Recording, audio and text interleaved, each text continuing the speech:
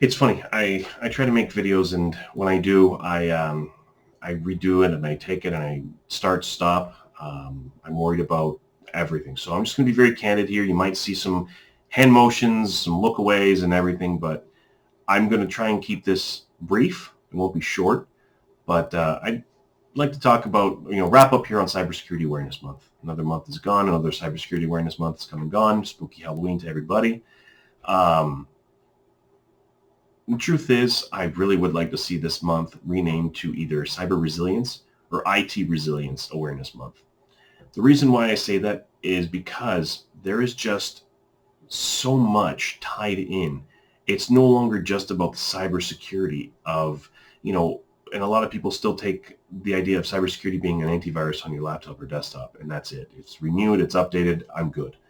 Um, the fact is that it stretches so much more beyond that, and having your information in so many different places now, being able to take stock of where things are and who's responsible for what in order to make sure you have the necessary layers is key. It's pivotal in whether or not you've reduced the risks and minimized chances of an attack to your business and your information, or whether or not you have to pay out because you've been locked out and you have to pay the ransom. Um, Keep in mind that, the average ransom over the last little bit has increased to well over $500,000. They are happening more and more frequently. And it's not just local anymore. I mean, most people have all their information on cloud services, so attacks are happening to the cloud services now. So there it needs to be not just cybersecurity locally. You have to think about what's gone on into services you've paid for. You need to understand who's responsible for what, who's responsible for uptime, who's responsible for data restoration, data loss, in the event of an attack, who's responsible for the data restoration as well. Disasters, in natural disasters, there might be a different responsibility than in the event of a cyber attack. For the most part, though, data loss falls on the customer. So it's your responsibility to have backups of your cloud data. Yes, you could argue, well, I pay my monthly services. You're paying for the connectivity, the availability, and the storage. You're not paying for backups. You're not paying for uh, disaster recovery. It's just the way it is. It's the responsibility model that needs to be understood by customers and be to ensure that providers are providing it so that customers understand. Um, Having sat into many keynote speakers lately, some vendor shows, speaking to people and crossing industries, you kind of get a feel for what's going on out there.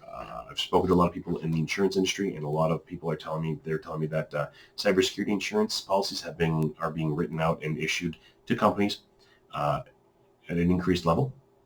And it's nice to see that businesses are taking the approach to be prepared for reaction, because that's what that is. Buying a policy for insurance of any kind is a reaction of a disaster.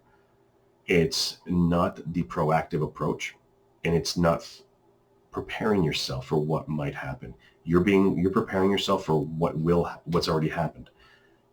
You haven't reduced any risks. You haven't mitigated chances. You haven't put layers of protection in place. You're just taking care of what's going to happen when it all goes sideways. It's definitely not a bad thing. I'm not dissuading that. Insurance is always, you get house insurance, you get car insurance. It's the same idea. But it's how you take care of the proactive approach. So for your home, for example, you have the insurance, but you take care of it along the way.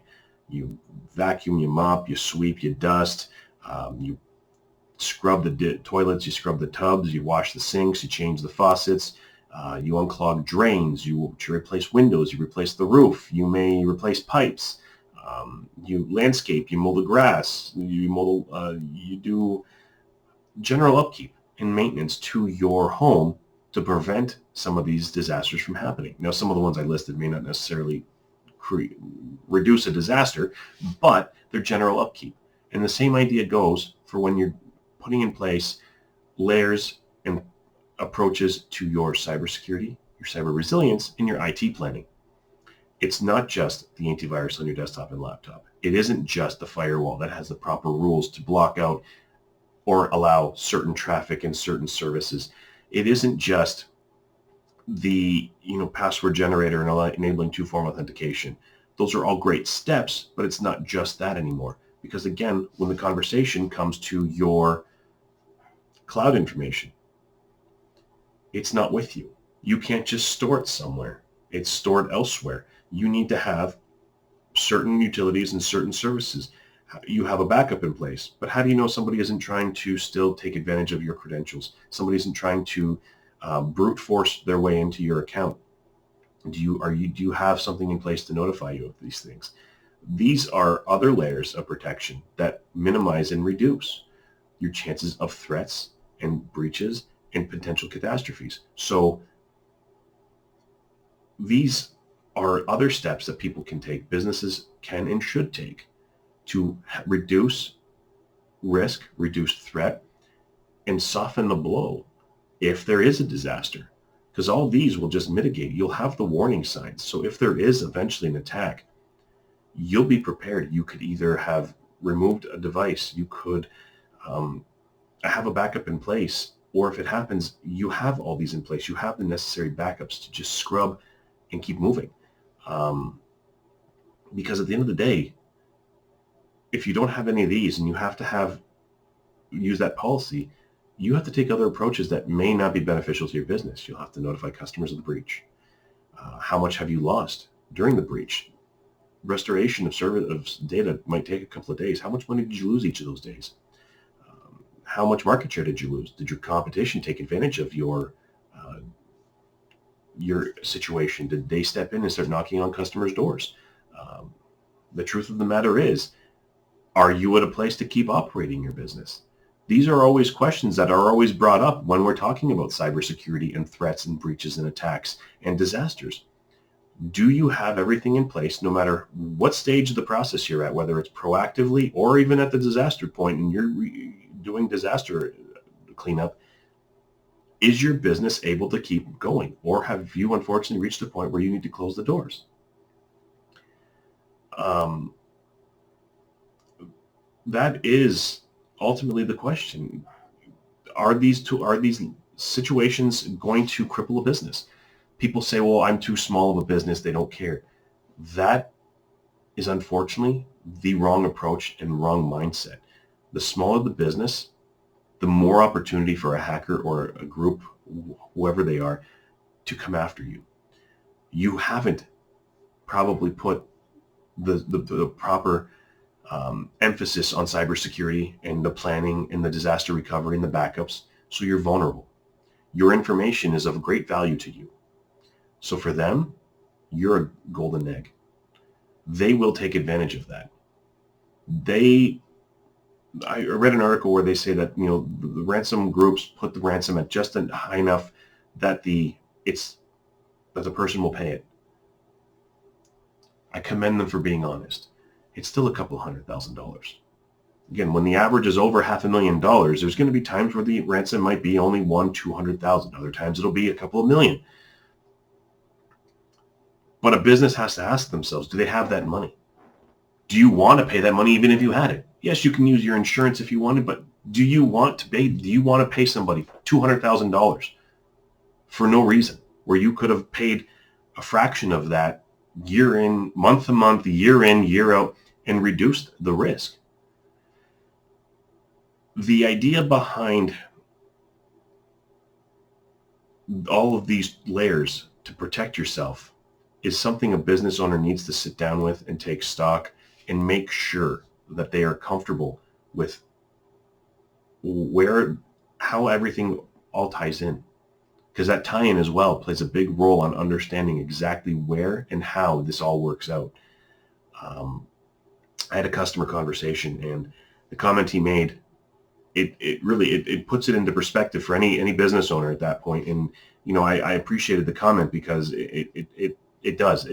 He said, he goes, every day my computer turns on, it becomes more valuable to me because I have more information. I have a new client. I have new drawings. I have new this. And so every day his computer turns on, it becomes more valuable. There is a cost associated to how much that value is to his information. So he wants to make sure that that information is protected and safe. And yes, there's cloud service information, there's information in the cloud, but he considers it as a whole. All that information, every time he logs on, every time he jumps on, that information increases in value. And when that information increases in value to him, it increases in value to an attacker. So that ransom will go up if there's a breach. So putting the layers in place reduces the risk of that ransom coming to you. And as your value of every time your computer's on, as that value increases, there's a very good chance that the cost to protect it increases. If it does, very minimally. It doesn't go hand in hand. So the cost associated to protecting that value will always be less than the cost of the ransom that has to be paid to get that information back. Something to keep in mind as we wrap up Cybersecurity Awareness Month, where I'm hoping at some point it might not be as catchy or as free-flowing. I really hope it becomes IT Resiliency Month. I just think that everything ties in so much more, and it's not just about cybersecurity, it's the whole picture. And I think as providers, we need to look at the whole picture and maybe educate piece by piece, but we need to look at the whole picture to make sure our customers have the whole picture and our customers understand how everything ties in, to understand the layers put in place to keep everything from the smallest bit of information to the most valuable part of information, how it all ties in and how it all works together to keep everything safe.